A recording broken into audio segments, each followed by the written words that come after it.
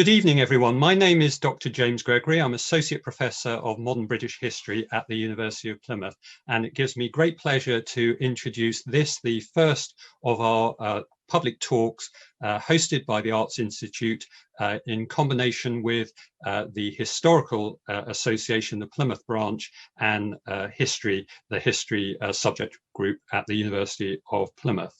It's great to have you virtually here. It's probably a cold, wintry event for all of us today, so it's nice to be getting prepared to listen to such a fascinating talk from Dr. Robert James, Senior Lecturer in Cultural and Social History at the University of Portsmouth, where he's taught since 2004.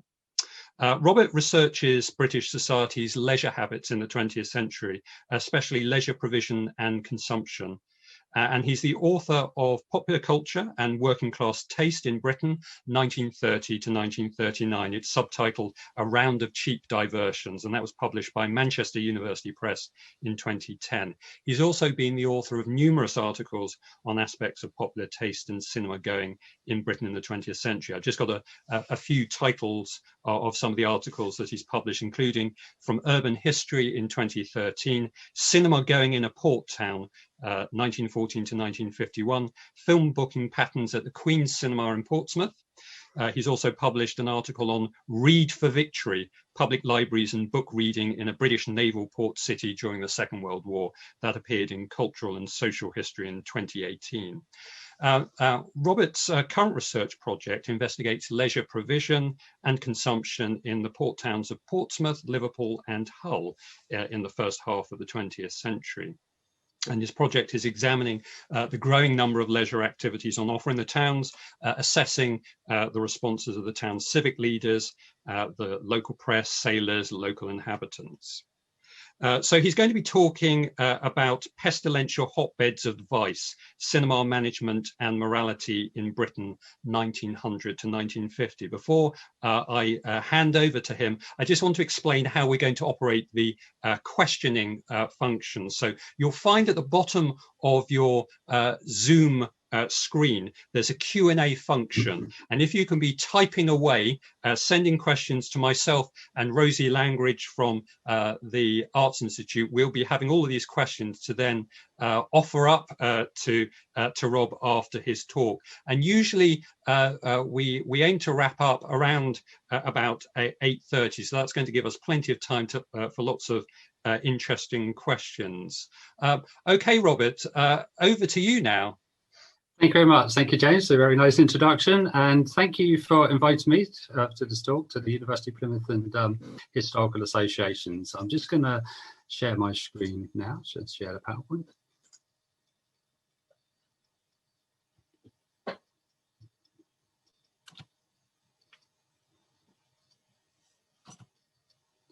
F5 is not working today, so I'll do it this way instead.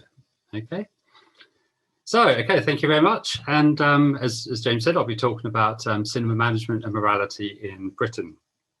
So in December 1916, a meeting convened by the Head Teachers Association in Exeter reported on what they termed as the cinematograph evil, with speakers calling on regulators such as the British Board of Film Censors and local watch committees to ensure that the film programmes exhibited did not contain what they termed objectionable features that could cause harm to the people watching them.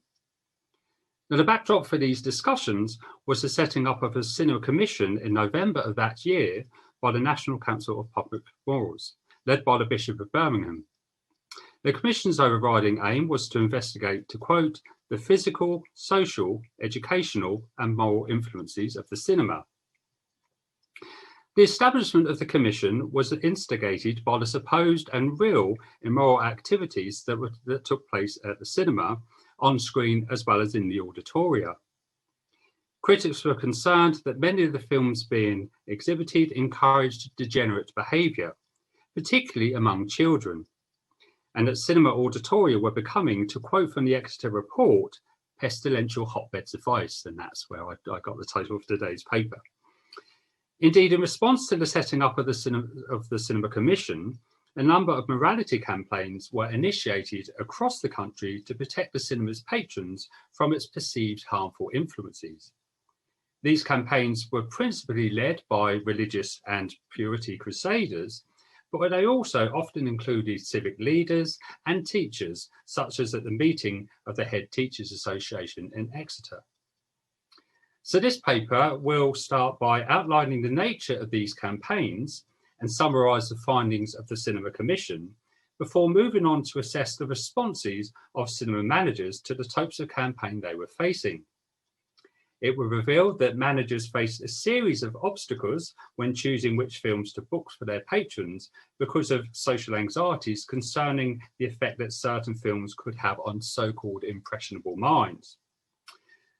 And I will argue that to establish a balance between respectability and profit, cinema managers were careful to promote the films they exhibited in ways that would appeal to their patrons' tastes, while also doing so in a way that would appease the sensibilities of the pastime's regulators, such as promoting them as morality tales or patriotic films.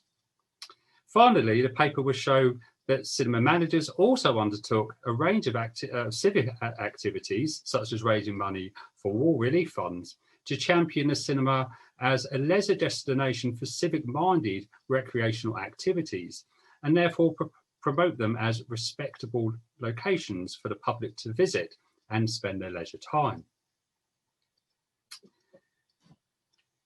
Of course, concerns regarding society's engagement with leisure were not restricted to the cinema alone. As soon as leisure activities became more commercialised and more easily available to the mass consumer, attempts were made to regulate and codify them to ensure that people's behaviour was kept in check while partaking in them. However, the very newness of the cinema held it up for greater attention, and the fact that it was becoming ever more popular as the 20th century wore on led it to it being targeted by a wide range of morality campaigners who saw it as their duty to protect the wider public, and indeed the nation as a whole, from what it believed to be its highly pernicious influences. Indeed, even before the National Council of Public Morals set up the Cinema Commission, cries had been ringing out among civic elites and morality campaigners across Britain about the supposed harmful nature of the cinema-going pastime. In spring of 1916, for example, members of London County Council held a meeting to discuss the potential immorality present in some films, and even film advertising posters, and they laid out a number of guidelines for the trade to follow. One of the organisations attending the London County Council meeting, the Theatre and Music Halls Committee, asked the council to ensure that, and to quote, "no films shall be displayed which are likely to be subversive of public morality." Indeed, the committee called on the council to remove the licenses of any cinema owner who exhibited material that they believed had, and to quote again, "a demoralising and injurious influence on children." With regards to film advertising posters, the committee raised the issue of so-called objectionable imagery depicted on them, and warned that, again to quote, "unless action is taken in this matter, a poster censorship will be set up independently." The London County Council's positive response to these demands created significant interest across Britain, and the meeting's discussions were reported in the national mainstream press as well as local newspapers nationwide, leading to the aforementioned National Council of Public Morals deciding to establish a National Cinema Commission later in the year to oversee the trade's activities. Like the LCC, the National Council of Public Morals bemoaned the apparent rise in juvenile crime and indecent behaviour caused by the opportunities afforded in cinema spaces, including the ability for courting couples to engage in sexual activity, and they took measures to stamp out this type of behaviour. The Council's Cinema Commission therefore also sought to ensure that society's use of the cinema had no ill effect on the physical or moral standards of its patrons. In common with the London County Council, the Cinema Commission looked into both the types of film being exhibited in the nation's cinemas, as well as the advertising campaigns run by local exhibitors. Not surprisingly, they found them both wanting. The Commission's report argued that too many films being released contained undesirable elements and that a better standard of product needed to be exhibited overall. Promotional activities, and particularly the film posters displayed in or outside the cinema halls, were also criticised for their lurid or suggestive content. Most significantly, the members of the Cinema Commission, which is made up, like the National Council of Public Morals itself, of a combination of religious, scientific and educational leaders, clearly believed that film trade personnel were not doing enough to discourage poor behaviour or promote a better type of film product or advertising poster. For example, when questioning the chairman of the London branch of the Cinematograph Exhibitors Association, Mr. F.R. Goodwin, about how film advertising posters were regulated, the president of the National Union of Teachers, Mr. C.W. Crook, complained that individual managers had too free a rein to put up posters which the Cinema Commission deemed unacceptable. Interestingly, the organisation in charge of censoring advertising posters, the Bill Posters Association, actually had no authority to control the type of material that was put up on individual halls by local cinema managers. Therefore, while the CEA's Mr. Goodwin described the Bill Posters Association to the Commission as, and to quote, an extremely powerful and well-organised body that ensured that no bill can go up to the holdings unless it is sanctioned by them, he was reminded by his inquisitors of the association's complete lack of power when it came to the regulation of, and again to quote, the actual cinema palaces themselves. In response, Mr. Goodwin attempted to reassure the Commission that the CEA was in accord with the Bill Posters Association and would, to quote, control the posters which are put up onto our own members' front halls. Despite such reassurances, the Commission's final report nonetheless outlined the members' ongoing concerns regarding both suggestive posters and undesirable films, warning that stronger legislation would be required if the film trade did not put its house in order.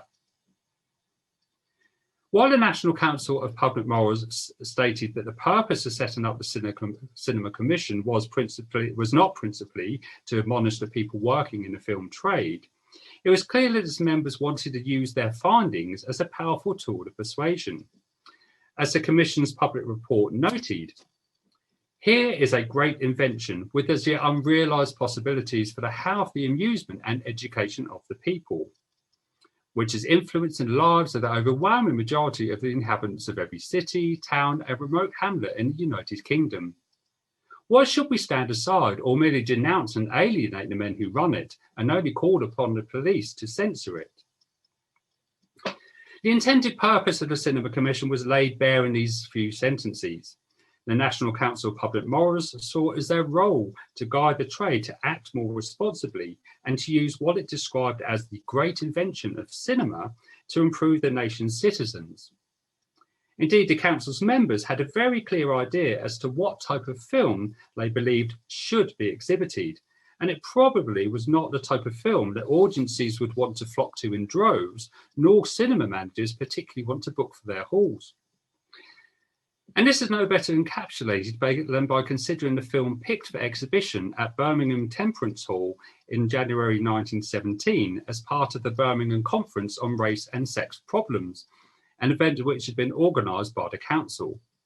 The film chosen was this one, Where Are My Children, which is an American film released in 1916. So it was an American-produced drama, and it addressed the controversial issue of birth control, and it was clearly selected for its moral message surrounding the declining birth rate in Britain at the time. According to the Birmingham Daily Post, the film had been, and to quote, approved by the city magistrates and commended by the National Council of the Public Morals because it offered a salutary lesson in relation to artificial restriction of the birth rate. Indeed, in the film's criticism of the female protagonist's decision not to have children, and we can see the main female protagonist on the screen here with her dogs. She was shown at the start of the film. This is one of the sort of screenshot from it where she's petting her dogs, and she was clearly happy to have dogs as her children rather than have her own children.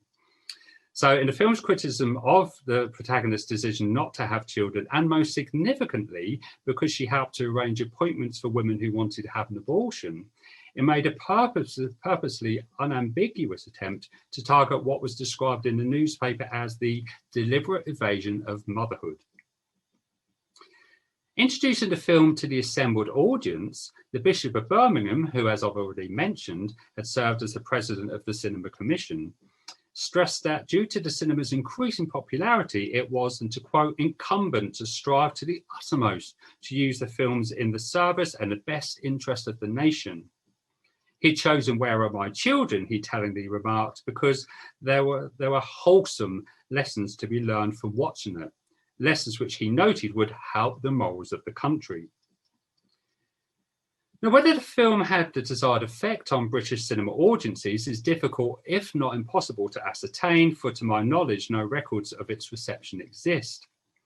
But in its powerfully emotive portrayal of the plight of the so-called unwanted children, where aborted infants appear as angels alongside the mothers who had aborted them, or are seen floating upwards towards the pearly gates of heaven, Where Are My Children was clearly expected to provide a cautionary tale for cinema audiences, particularly female members of the audience, warning them of the dangers of opting for any form of birth control.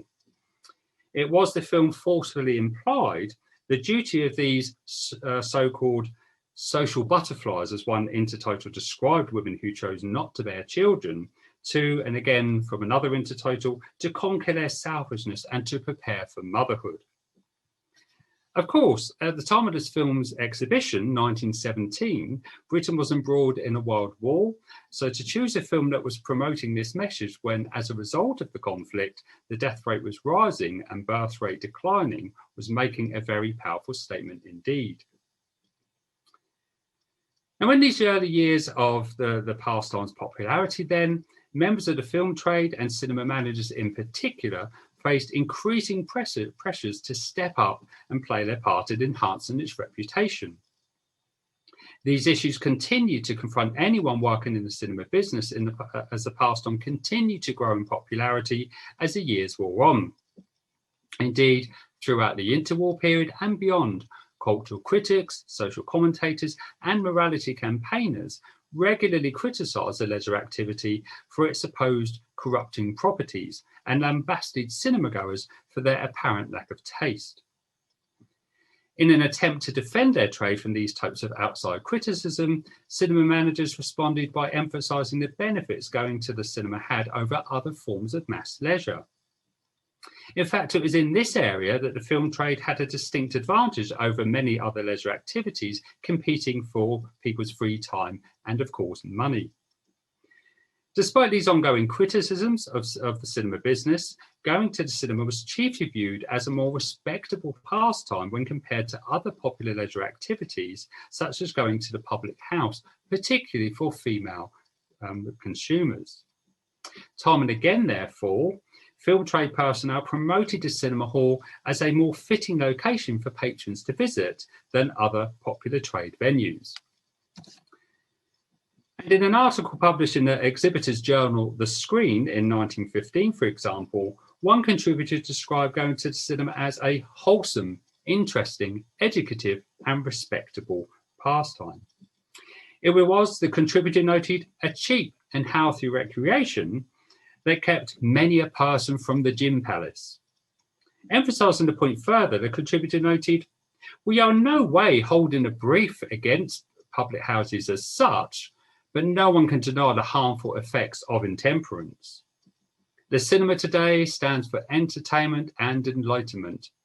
The respectability of the cinema remains unchallenged, or is unchallenged." As we have seen, these final comments were not quite accurate, for cinema had many detractors, as we've seen. But it could not be denied that this leisure activity offered a more reputable type of entertainment than some other pastimes, and this was precisely the reason that cinema managers use its more respectable qualities as a way to defend their business. Along with comparing it favourably against other forms of mass leisure, many cinema managers also protected their industry's reputation by promoting their cinemas as family institutions. In Plymouth, for example, Harry Harcourt, who was manager of the Tivoli Picture House, and we can see a later picture of the Tivoli Picture House on the screen here. So Harry Harcourt, who was manager of this picture house, and it was located in Fall Street, for anyone who's familiar with Plymouth. It was close to the Naval Barracks and the Sailors' Rest, and it was located opposite the Military Arms Public House. And what Harcourt did was work hard to ensure the business became known locally as, and to quote, a kind of second home, and also as a way of life with the families of Devonport. And as part of this endeavour, Harcourt instructed the cinema's staff to provide a cup of tea and a tea cake to patrons attending matinee performances. He also held yearly anniversary shows, during which he would dress up as a clown and sing, tap dance, and create comic ditties. In the spirit of altruism, he offered reduced admission prices to unemployed patrons, and he also gave fruit to children at Christmas and comics to those who attended Saturday matinees. Another manager, Harry Sanders, meanwhile, introduced community singing in the cinemas he managed in Bristol in the 1920s, an activity which, according to the trade paper Kinematograph Weekly, was greeted with much enthusiasm among the cinema's patrons. The use of the cinema space for these types of activity undoubtedly fostered an environment which encouraged a sense of community, one where managers could be seen as part of the cinema family. Indeed, many managers were given the familiar moniker of uncle, which suggests a close understanding between them and their patrons, indicating that wherever they operated, they built a reputation as a friend, or at the very least, someone whose judgment could be trusted. The use of the cinema as a communal family space continued across the period under review today. Indeed, later in the century, cinema managers instigated the setting up of children's clubs, and this could be seen as another way for them to bolster their reputation as respectable family institutions. In Portsmouth, for example, managers at the Plaza and Regent cinemas sent a request to council officials in 1944, calling for the granting of a licence to enable them to establish junior cinema clubs at their halls. In Grantham, meanwhile, the aforementioned Harry Sanders set up a children's club at the Granada cinema in 1950. Members of the club were known as Grenadiers and were tasked with electing their own club officers under the presidency of the Chief Grenadier, who would organise their own programme of events. Of course, there would have been a commercial benefit in setting up these children's clubs, and it was undoubtedly hoped that the result would be the establishment of a new and long-standing audience. But by demonstrating that their venues were suitable for children, the family appeal of the cinema could be further enhanced. As part of this process of making the cinemas suitable for families and therefore more respectable, some managers booked films that were clearly intended to play a more edifying role.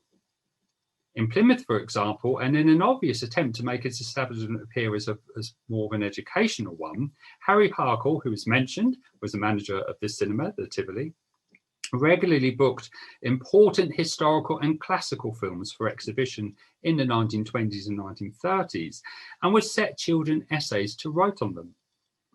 These types of action taken by cinema managers were arguably carried out in response to the growing calls being made by the medium's critics regarding the need to make the cinema more of an educational venue. Indeed, the Cinema Commission had, in early 1918, appointed a committee to quote, consider the educational value of the cinema, with the aim of identifying the best method of obtaining and using suitable films for school purposes. As the medium's popularity grew over the coming years, these calls only grew louder. In South Wales in 1936, for example, the Cinema Committee at Tredegar Workmen's Institute Cinema called for more educational and interest films to be booked in order to raise the standard of the fare available to the Institute's cinema goers. In a similarly educationist drive during the Second World War, school children in Essex were given reduced admission prices to enable them to see their Ministry of Information endorsed to City's propaganda film Henry V. This endeavour, put forward by the Essex Education Committee, was intended to instill a love of history in the children who went to see the film. As one committee member, Mr. R.O.C. Hurst, remarked, and to quote, "Films and broadcasts have great possibilities for good or evil. This film is a most valuable educational document and should be shown to all school children." In booking similar types of fare for the Tivoli, Harry Harcourt appears to have been persuaded by these types of campaigning messages to use his cinema for a comparable purpose. In fact, these types of campaign that called for an improvement in society's use of the film medium, and indeed many other leisure pastimes, took on an even greater importance in areas that were deemed strategically significant for the country's welfare, particularly in times of war. In naval towns like Plymouth and Portsmouth, morality campaigners worked closely with local civic leaders to curb any indecent conduct that could take place in the town cinema halls, so managers were advised to take note. And take note, they certainly did. In Plymouth in 1917, and in response to the long-standing concerns over prostitution and the sexualised nature of seafarers, cinema managers introduced half-lighting of auditoriums in order to discourage any sordid acts taking place in the town's cinemas. As well as taking greater control over what happened inside the auditoria, managers would also be careful to demonstrate that they were protecting audiences from the worst of the screen's excesses by advertising the films they did exhibit in such a way as to promote their quality status. In Portsmouth, for example, one manager of a cinema in its notorious Sailor Town district regularly booked patriotic dramas or films containing morality tales in what seems like an attempt to counter any negative criticism the industry received. Most significantly, these films are always advertised by the manager with these patriotic or moralising elements foregrounded. In 1920, for example, Souls Redeemed, which was an infidelity tale that began with the recreation of Adam and Eve's fall from grace, was advertised as the great moral play. Meanwhile, As a Man Thinks, which drew narrative inspiration from the religious saying, "As a man thinketh in his heart, so is he," was described as capturing the double standard of morality. The patriotic tales books for this cinema were also advertised in such a way as to flag up their jingoistic qualities. For example, the American-produced epic For Liberty, which features an American expatriate who responds to the Allied cause, was advertised as a patriotic play. Meanwhile, Miss USA, an espionage tale in which a wronged woman helps to capture a German spy, was likewise advertised as a patriotic drama. It is important to note that even before a film had reached the screen, it had gone through a series of filters. Censorship, for example, played a significant role in shaping what films the country's cinemagoers could see. And across the period under review here, the British Bournemouth Censors, which had been set up in 1912, attempted to ensure that no films were released that encouraged immoral behaviour. Filmmakers are urged to send their scripts to the censorship board in order for them to be scrutinised and any inappropriate material removed. However, even when the BBFC deemed a film suitable for release, local authorities could choose to override the censor's decision. Some films were therefore banned by local watch committees, despite being passed by the censors. In 1948, for example, the crime drama No Orchids for Miss Blandish was banned by many local authorities across Britain, despite the fact that it had been passed after a third amendment of its script as suitable for exhibition by the BBFC. Here in Portsmouth, the local Watch and Fire Committee offered to view the film at a local cinema in order to evaluate its suitability for public exhibition. After the screening, the town clerk reported that the committee had, to quote, raised no objections to the exhibition of the film to adult audiences. This decision led to a flurry of letters being sent to the committee from concerned local dignitaries who maintained that the film should not be shown in the city's cinemas.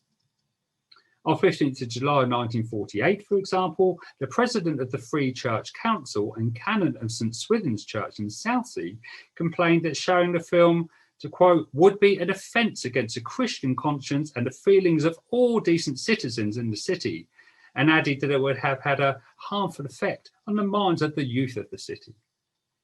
On 20th of July, a letter was sent on behalf of the Catholic Women's League requesting that the film be banned.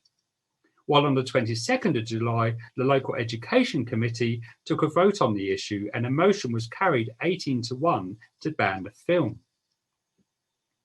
Shortly after this, Portsmouth and District Free Church Council wrote again to the committee, reiterating their views on the No Orchids for Miss Blinder's saga, arguing that showing the film was likely to have an extremely harmful effect upon the minds and morals, particularly of those who are young and impressionable. At a time when a decline in morality and an increase in crime and violence are causing deep anxiety in this country, we regard as nothing less than deplorable that a film of this type should be produced. This example of local film censorship in action reveals that cinema managers continue to face a series of obstacles across the period under review. As we've seen time and again, it was the effect that certain films could have on impressionable minds, usually meaning the young and the working class, but in places such as the naval towns of Portsmouth and Plymouth, has often included seafarers too. It was these that generated most concern for the country's civic elites and morality campaigners. For cinema managers then, the need to defend their trade against these types of campaign was more or less constant. Nevertheless, cinema managers did have another line of defence when it came to guarding themselves from these types of moralising endeavour. In addition to making a case for their cinemas being family-friendly venues and promoting films' educational credentials, many managers also sought to promote cinema halls as charitable spaces by organising fundraising events.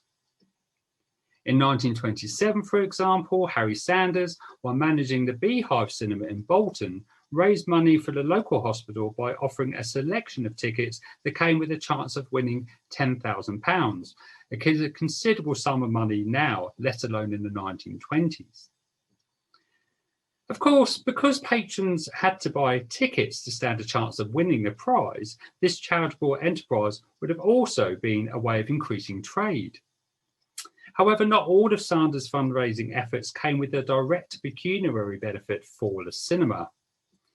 Later in the same year, while managing the King's Cinema in Bristol, Sanders joined forces with other managers in the city and collected money from his patrons to give to the Lord Mayor's Fund.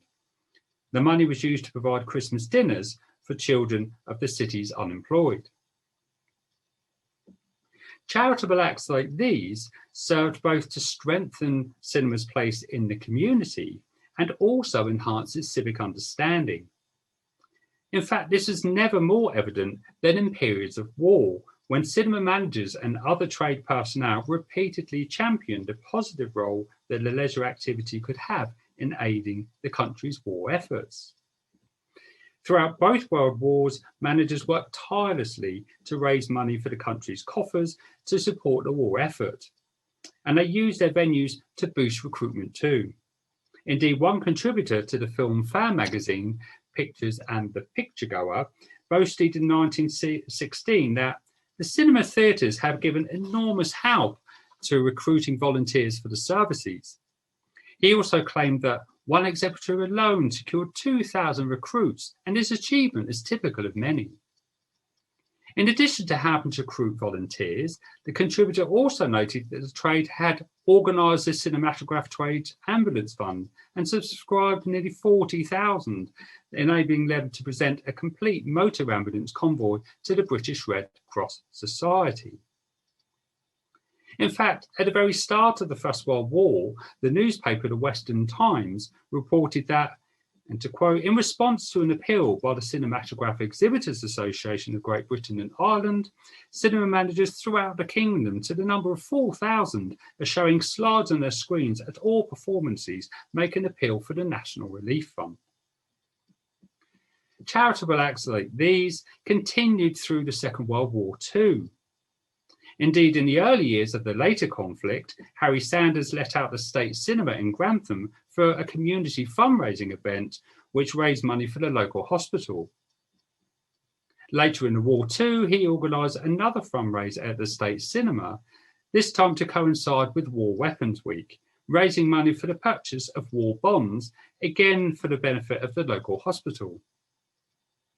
Sanders was at this time a member of the local hospital appeals and publicity committee, so he was clearly combining his career in cinema management with his civic responsibilities. And acts like these can be seen as an example of what Michael Hammond has described as practical patriotism. These were activities that cinema trade personnel could perform to show that they were doing their civic duty in wartime. And in terms of countering the criticism that the leisure activity was facing, these types of charitable undertakings went some way to demonstrate how important the cinema was as a social institution.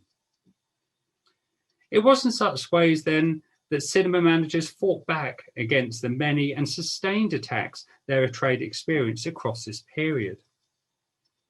Whether by holding charitable fundraising exercises, attempting to regulate their halls, how their halls were used, or being careful in how they promoted the types of film they booked to make them appear more respectable, cinema managers sought to demonstrate that going to the cinema was a wholesome and reputable pastime for the country's legions of cinema fans.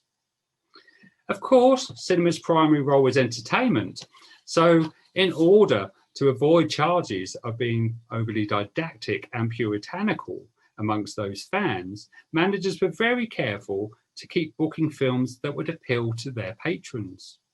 And it's evident that they invested significant time and effort trying to establish a balance between respectability and profit. In the end, then, by continuing to demonstrate the good that they were doing, cinema managers could help to bolster the trade's reputation and therefore go some way to deflect the complaints that their venues were little more than pestilential hotbeds of vice. So thank you very much. That concludes the presentation, and thank you for listening, and be pleased to take any questions.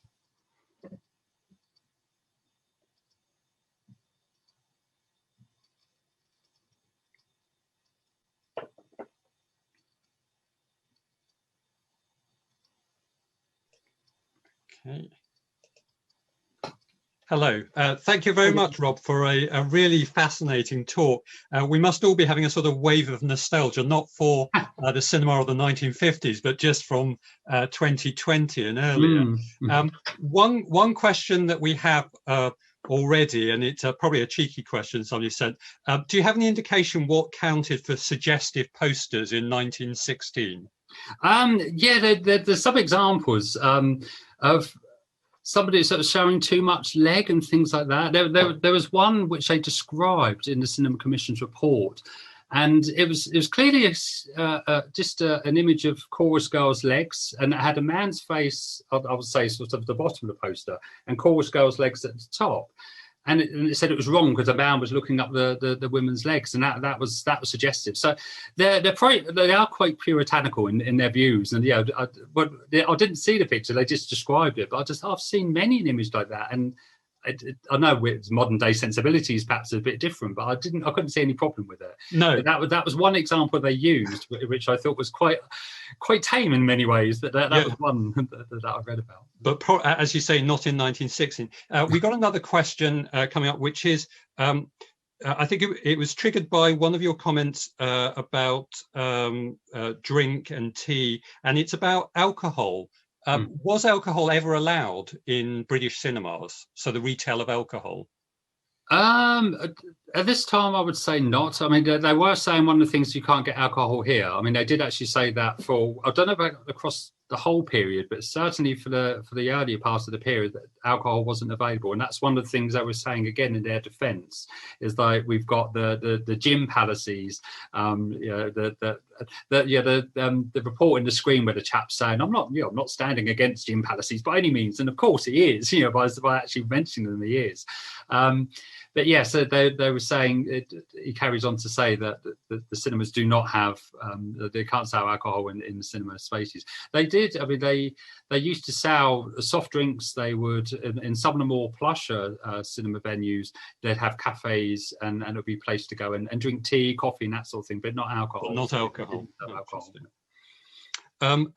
Well, this is actually a question from me, and it's a book I've never read, but I know it's a book before it's the film. So Orchids for Miss Blandish, and just this is a question relating to your other work. So you've looked at libraries and readership in your port towns as well. Yeah. So have you investigated whether there was a two-pronged approach in places like Portsmouth to ban the book in the local library as well as the film?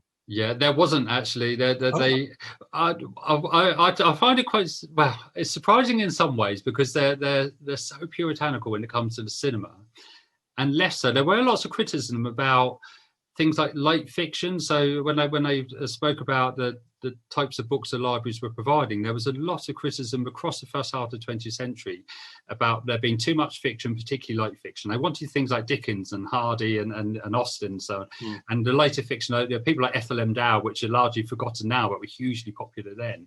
So they complained about too many fiction books.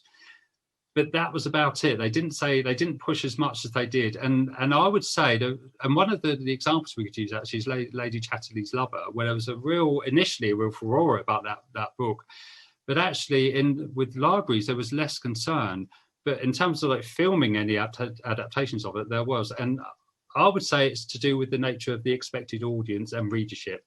So for cinemas, it's the mass cinema go. It's primarily working class, and yes, middle class went in droves too, but it was primarily a working class pastime. It was available to because it's very inexpensive to get to, and as we've seen, some managers would reduce prices. There's records of managers taking jam jars for, again, this is something of a certain age. I remember taking bottles to get money back for them, glass bottles. And it's the sort of thing they'd take bottles to, or jam jars to the cinema manager and hand it over in return for a ticket to go in and see a film. So lots of people could go to the cinema, and I don't mean everyone. There are problems for some people who can't afford it, but the majority of people could go. So their concern was that these people who were very impressionable, right? The working class were the most impressionable. Their assumption is that going to a public library means you're probably a little bit better educated. And I think that's part of the reason why they criticised light fiction, because they thought it would attract the wrong type of public library consumer.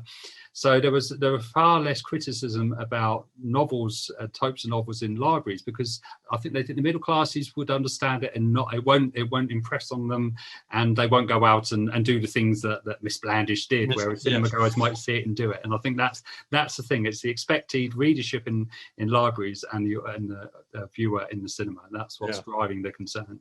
Everyone will be Googling to see if they can get copies of that book. We've got quite a lot of questions coming now. So one question, a basic question, which is, were cinemas open on a Sunday? Given this sort of puritanical morality drive, were they open on Sundays? Yeah, not initially. So the campaign for Sunday opening went on and on for years. Cinema managers wanted to open, of course, because it was a way to make money. There was lots of criticism. So for many years, they weren't allowed to open. I can't remember the exact year now when they did okay it.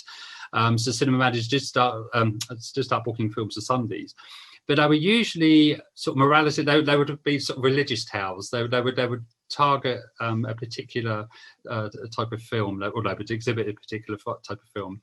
Because what happened within this period, most films in smaller cinemas would change twice weekly. So Monday to Wednesday you'd have one film, and Thursday to Saturday you'd have another. In the larger sort of picture palaces like the Odeons, they normally show Monday to Saturday. And if they had a Sunday showing, it would be one showing on that Sunday, and it was normally a more educational or a morality tale or patriotic tale or something like that. It's those sort of things they would show on a Sunday. But some of the things where I was referring to the raising of money for the war fund and so on, there were huge discussions about that, because cinema managers are saying, if we open on a Sunday, we can make more money for the charity, and they kept the authorities like, no, you're only using this to get people into your cinema. You can just give more over on another day of the week. So they really pushed against it. So they were quite canny in some ways, cinema managers. They were trying to open on the Sunday to make more money, basically, but they were using the ploy of, wow, we're going to bring in more money for the charity to do so. So it was quite clever, I think. Now, we've got some quite complicated questions, so I'm just looking at them now. So this is from Alan Cousins, this question. Can you see a change in focus between sex-related and violence-related issues over the years? And were these changes, if you detected them, related to the social and economic culture of the times? I think it sort of goes in sort of waves in terms of concerns. I think the sexual issue, sexual impropriety issue, is constant pretty much throughout this period, I would say. There's more leeway in some. So in the Second World War, some of the gains you crossed from melodramas were quite flamboyant and quite suggestive sexually, and they were allowed to be made because they were so popular. They were allowed to be released and exhibited. But in terms of violence, you've got real concerns in the 30s with the sort of gangster films coming from America, and British filmmakers trying to emulate some of that too. So real concerns about that again, impressing on children to go out and commit crimes. And again, through, I would say, in the late 1940s, in the post-war period, there was lots of films about spivs, and again, on sort of more shady characters. And there was, again, a sort of a moral panic about those. So violent films featuring violence, I would say, mainly in the 30s, it sort of really peaks, and again in the immediate post-war period.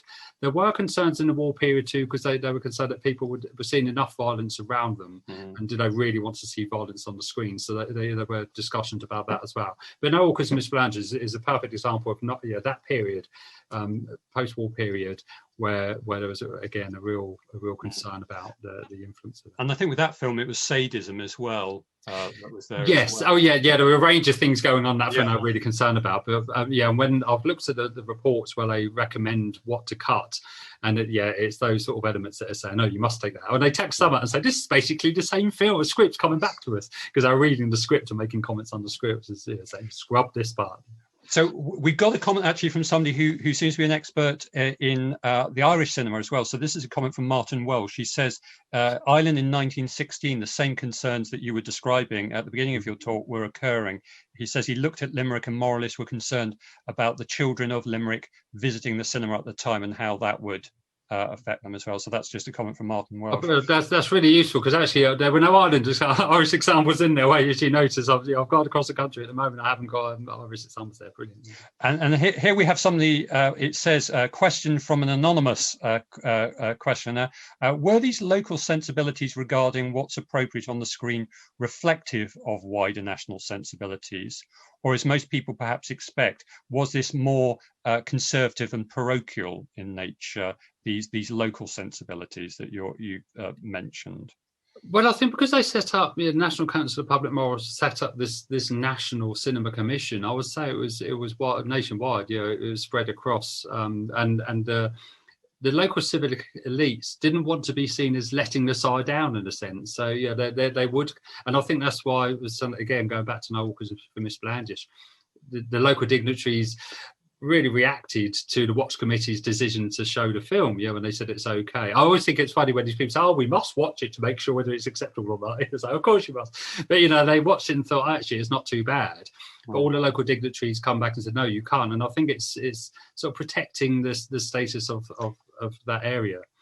Can I follow up the anonymous question then and say, is it the watch committees that stand out as bastions of sort of provincial prudishness then? Is it differences in watch committees that you can detect more easily? Yeah, there's some interesting examples of watch committees. I can't remember which one. I know it's not to do with Warwickshire, but it was Saturday night for Sunday morning, was banned by one watch committee. So it couldn't be shown in any of the cinemas in that location. But the next county where I think it was Warwickshire that showed it. It was one of them showed it, one did. But anyway, the other one that showed it, they sent coaches to the other district and bussed people across to the cinemas in that county. So it became a laughing stock, really. And this is actually reported in national press. The Daily Mail reported on this, sort of censorship gone mad. But this is, of course, post our period. It was not in the 1960s or 60s when that film came out.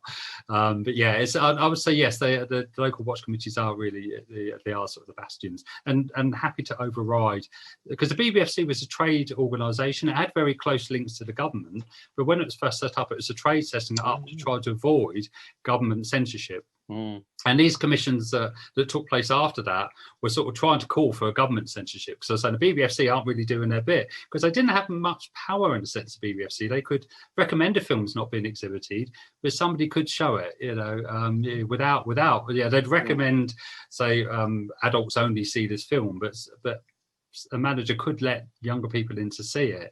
It's the local watch committees had real power, and they would, even if it's passed by the BBFC, could say no.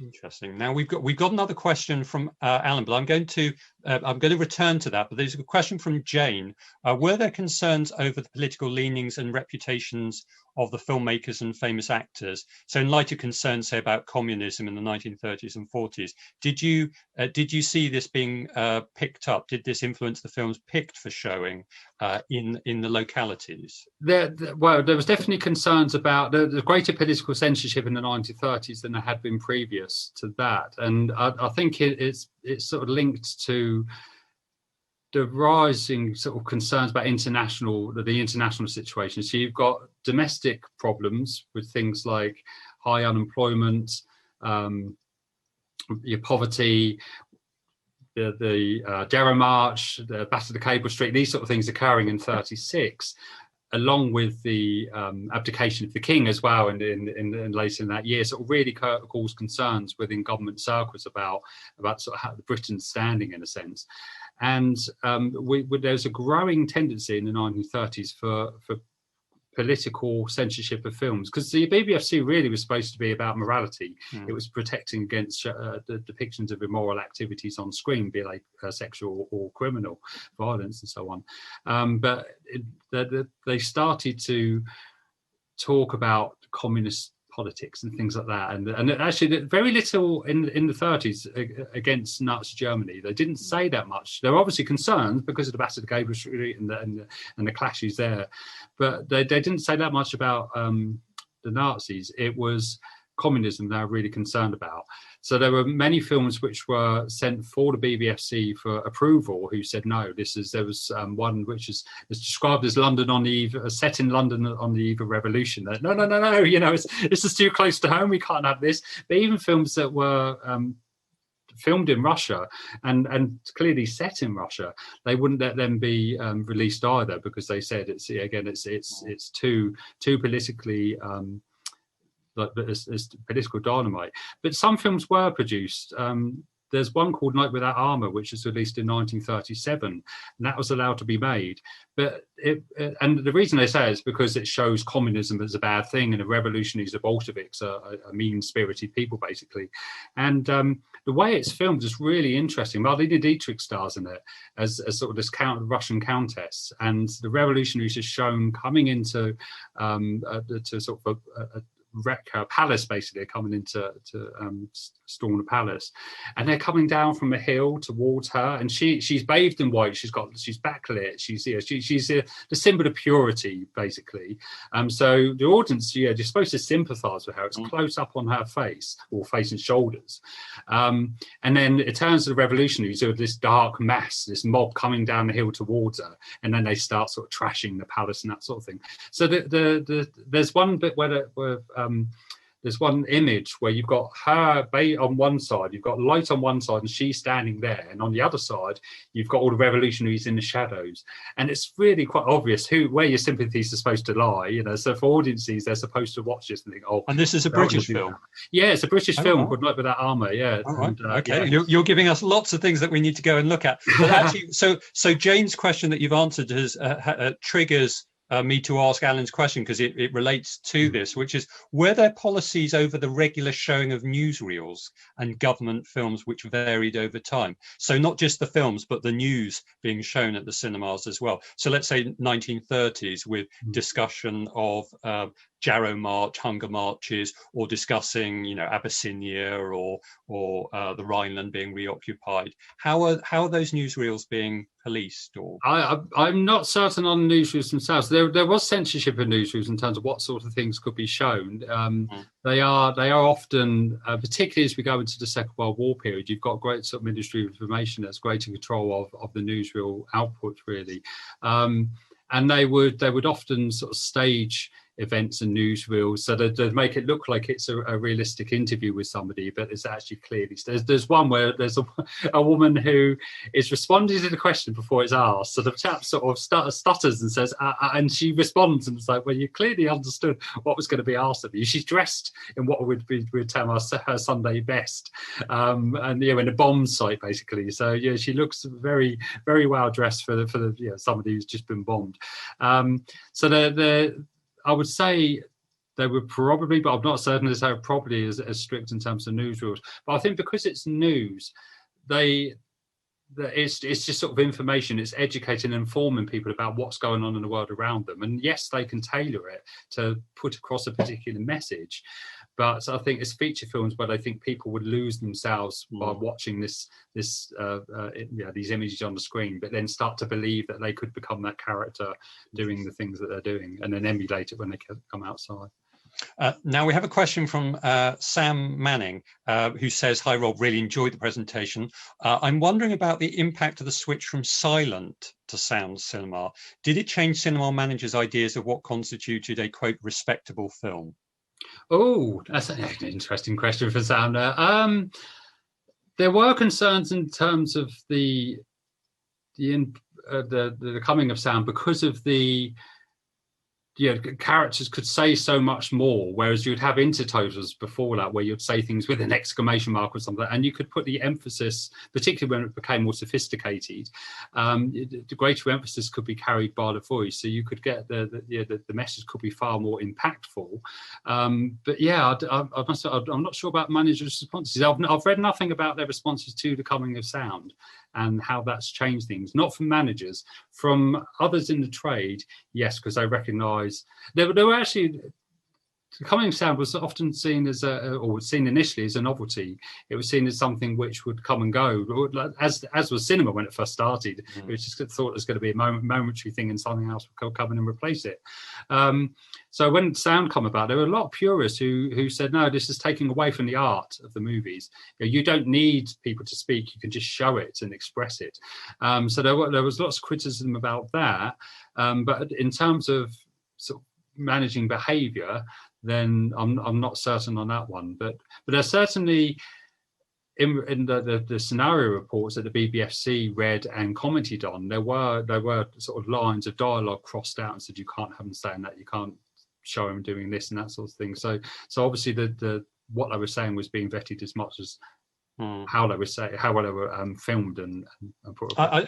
I suppose, I mean, I'm thinking of the films of Mae West then, and the suggestive lines as well as the suggestive look. So how did British censorship affect these American films, which are coming in, ever increasing cultural domination? Well, they were concerned about the American. They were mainly concerned about the predominance of the American films because of the money that they took, and they were thinking it took away from, because the British film industry was doing really well until the First World War. Absolutely. The European film industry was doing brilliantly, and then with the First World War, America could storm ahead and basically dominated the market. And actually, it's Michael Balcon, one of the British film producers, Ealing Studios, and he said they've got an economic stranglehold of the industry. He's really concerned about that. So that was an issue in terms of the American films.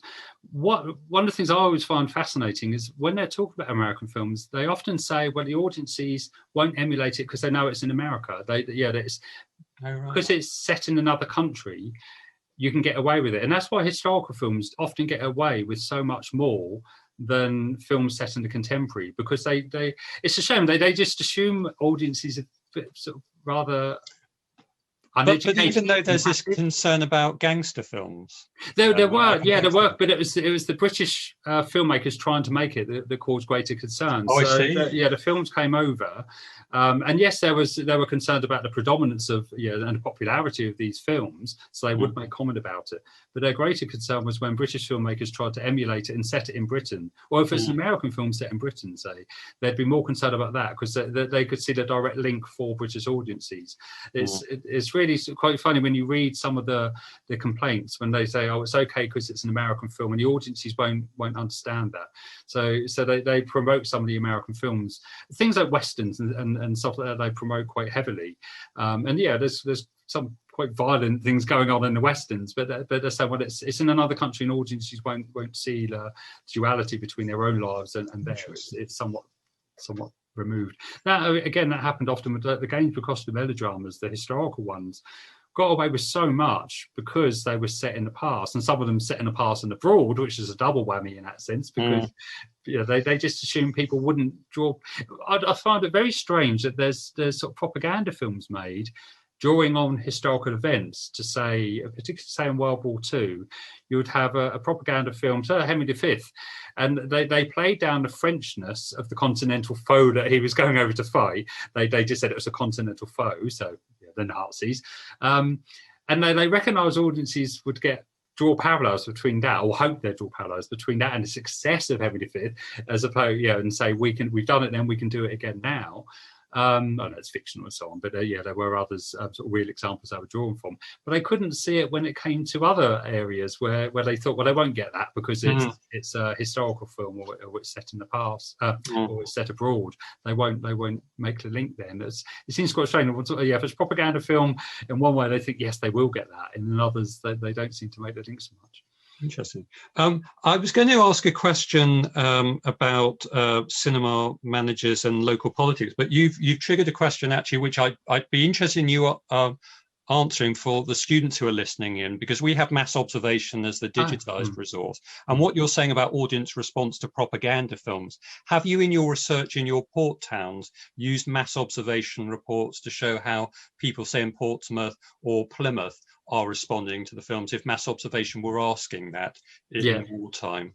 Yeah, mass observation certainly asked about propaganda films and people's responses, and most of the time they're quite critical of it. They if it was real direct propaganda, they really dismissed it. They were sick to the back teeth basically of watching films which told them what to do, which instructed them what to do. So if it was done implicitly, if it was a good story and propaganda wrapped in a good story, they were more receptive of it than if it was something which is direct. So the Ministry of Information shorts and the documentary films that they made didn't really go down that well. But the feature films where they wrapped it within a good story, they usually did well and said that was great. And they got the message. Yeah, they would say that they got the message that was coming across, but they enjoyed it. That's interesting because, of course, film studies, film historians love the Ministry of Information films and all of the great documentaries. But at the time, they're wanting entertainment. They don't want it to be heavy-handed, is what you're saying. No, particularly as the war wore on. Initially, they were quite receptive to war films and things like that. But as the war dragged on, they didn't want to see it anymore. They wanted to. Some audience members did. I'm not saying everyone didn't want to see it, but you tend to find it sort of a more middle-class, educated audience member who would be more receptive to say because Michael Balkan and Ealing, he made a lot of films which were very propagandist, so something like Went the Day Well. I think it's a great film, but it is it's set in it's a weird film because it's set in the war, but it's released in 43 if I remember rightly. But it starts with them saying, "Oh, they wanted England, these Jerrys did, and this is the only bit they got." And he's in a graveyard, and and it tells the story. It goes back in a flashback, and then tells the story of when these Germans tried to come over and take over this village and the country as a whole. So he made lots of films like that.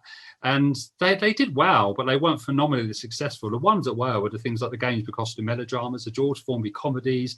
Those are the things that really sort of got audiences flocking in. And I mean, interestingly, for people of my age, those are the things that would have been on television, say in the 1980s, 1990s. And obviously, for those of you who haven't seen Went the Day Well recently, it's got Thora Hird being very violent towards a Nazi, so a bit of a shock to those who remember her from Last Summer Wine. Yeah, I've shown that to my students, and they're always like, "Oh!" They're always quite shocked at how brutal that scene is. Yeah, they're cheering her on, but they're quite shocked at the brutality of it. So here's a question about the cinema managers, because you were mentioning them in charge of hospitals, not in charge of hospital committees or fundraising. Were there any astute cinema managers who joined as aldermen, local government? So did you ever have any cinema managers who became mayors? Yeah, in Portsmouth. Okay. Yeah, there's a chap in Portsmouth called Spickenal, his surname. He was mayor, I think it was 3 times. It was either 2 or 3 times. He was mayor in the 1930s, and yeah, he ran a chain of cinemas in Portsmouth, managed this chain, and became lots. There were lots of links, and that's what I find quite interesting in terms of the respectability issue. It's something which I want to do more on in terms of sort of these sort of webs of friendship between the managers and the other council officials and that sort of thing. But yes, lots became. I'm trying to think where else I've seen it, but there's other areas I've looked at where there were aldermen, there were managers, and they became the officials. But I suddenly the word Freemasonry bubbled up in my brain at that point, but. Those sorts of connections as well. Yeah, I should say I've not read about Freemasons. I suppose because they try to keep it quiet, don't they? But I've not seen it. But yeah, they've certainly got these sort of links and different sort of webs that they're working around. Okay, I'm just scrolling through some of the other questions that we had coming in as well. So a question about the unemployed. So you talked a lot about the wartime and the propaganda used then, and we had that reference to reduced fees. But this question is, what is the cinema's take on the moment of unemployment in the 1930s? How do the British cinemas, so not film, but how do the British cinemas respond to the Depression? Well, quite often by making it sort of more easily available to people who are unemployed. There were quite a few. I mentioned Harry Harcourt offering reduced ticket prices, but many did, and particularly in places like South Wales, which is really hard hit. So in the areas that were most hard hit, they offered, as I said, they could go in with with jam jars. It's William Woodruff, I think, is the one who wrote to Nab End. He wrote about his life as sort of in poverty, basically, and he mentions the fact that he would go to the cinema, he'd hand over jam jars and things like that. So they were quite supportive of them in terms of offering reduced prices. There's an excellent book. Trying to think the chap's surname now, but a name it's Davies is his surname, but it's sort of he writes about leisure and poverty, and and he criticises film students who say basically anyone could go to the cinema because it was really cheap, and says there's lots of people who couldn't go, and this is true, there were lots of people who couldn't, but they did their best in many ways to make it more available to them. And there's a real sort of community thing going on. Plymouth I found really interesting because they had there was one cinema which was run by 2 ex-servicemen, and they sold it as such. Come and support us. We're 2 ex-servicemen. This is in the 1920s, and they'd fought in the First World War. So they were sort of, again, they were really trying to get support from local community, and therefore in response they would support their local community.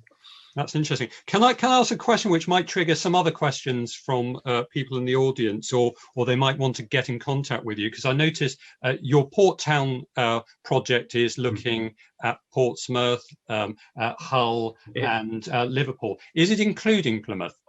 Well, I've looked at Plymouth for a book chapter in an edited collection, which I edited with a couple of colleagues of mine. So I looked at Plymouth for that one, but that was only for, and it wasn't just cinema; it was actually sort of leisure more generally there. But it was just that was for the sort of really early sort of 1900s.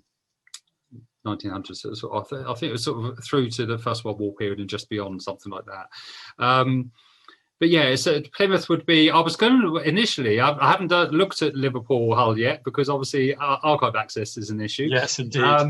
But my original aim was to look at the naval towns. So Plymouth was going to be one I was. But Portsmouth and Plymouth are so similar in what happens, and I just thought I couldn't really produce a monograph out of this because it is just so. It's almost so niche in the sense because so much there was so much similarity between the concerns that were raised because of the sort of sailor town locations, the sort of the expected immorality, the concerns about prostitution and all those sort of things, and the responses were very similar by managers and other leisure providers in terms of how they tried to deal with that and sort of work around it in many ways.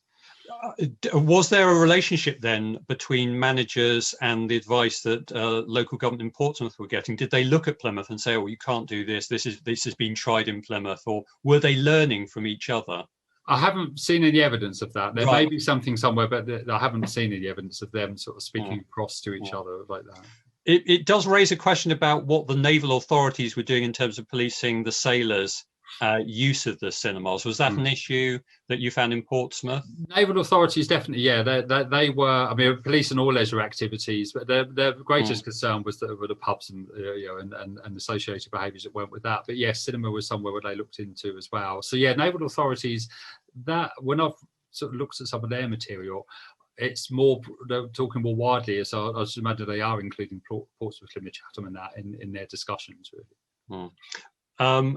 And I guess it follows from that the plotting of the relationship between the cinemas and where pubs are, because it's no use having a sort of dry policy in the cinemas if pubs are right next to. How were they located? Very well. The Tivoli, the one I showed there, the Military Arms Public House, is directly opposite. Oh right, okay. Yeah, and Plymouth was very similar to Portsmouth in many ways. There were so many pubs. Indeed. So yeah, most cinemas would have a pub very close to it. So again, that was something which came up in discussions when I were talking to trade personnel and cinema managers about not having alcohol, serving alcohol in there. And they said, but surely they can just go outside, have a drink and come back in. But their response was, well, we wouldn't let them in if it was quite clear that they were inebriated. They wouldn't be able to come in the premises. And the cinema commission was saying, are you sure? Can you vouch for that? And they said, oh yes, we've definitely stopped people coming in when they've had too much in the way of liquor. So yeah, they would try to counter that because there weren't so many pubs there. Yeah, that's interesting. Okay, well now we're coming towards 8:50 now, and we're conscious that you gave us a wonderful concentrated talk with lots of. I mean, I'm going to go away and look up that wartime film about motherhood and the duties of motherhood, because it looks such a fascinating thing. Yeah. Where are my children? It's amazing. I didn't realise it was. I found it on just Googled it because I wanted to know more about the film. I'd heard of it, but I didn't know that much about it, and then saw there was one available, and it's. I can't remember who restored it, but basically it's from bits of the film that survived, and they managed to get a full copy of this film. But it's amazing, the moral story, the way it ends. I'm not going to say the way it ends because obviously you're going to watch it.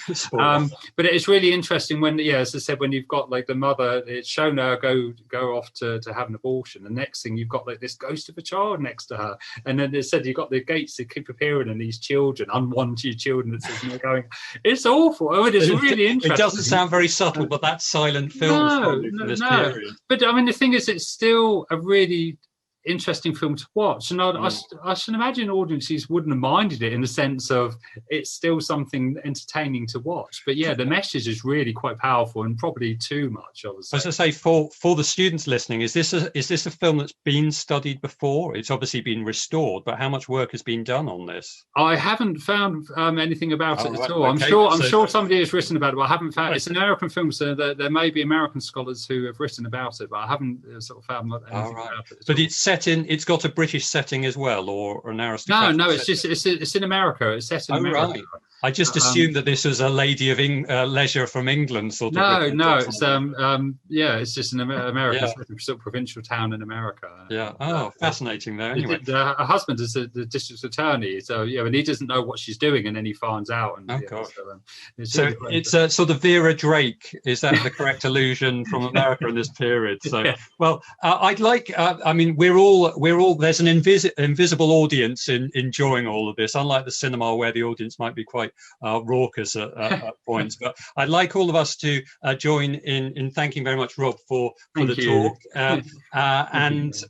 It's been really an enjoyable kickoff to the research talks that we have the public talks. And I just want to flag up for people, and people can tune in, go via Zoom from all parts of the country and world to listen to these. The next talk that we have is on the 2nd of March, and it's from Professor Yangwen Zheng, talking about the transformation of Chinese women. So it's social cultural history of the experience of women in China. And that's followed the next week on the 9th of March as our third Arts Institute, HA and History combined talk with our Christopher Durston Memorial Lecture on the 9th of March. And I'll obviously give people more details of the Durston Lecture after the 2nd of March talk, or the person hosting that. I'd like to once again thank Rob for a really enjoyable talk. Hopefully, as with all the best talks, we then go away and look up the allusions and watch the films that you've told us. I want to thank also Rosie Langridge for comparing all the many questions coming in and sending them to me, and also once again to thank you, the invisible audience, for participating in this Zoom talk. So thank you very much, and bye. Bye-bye. Thank you.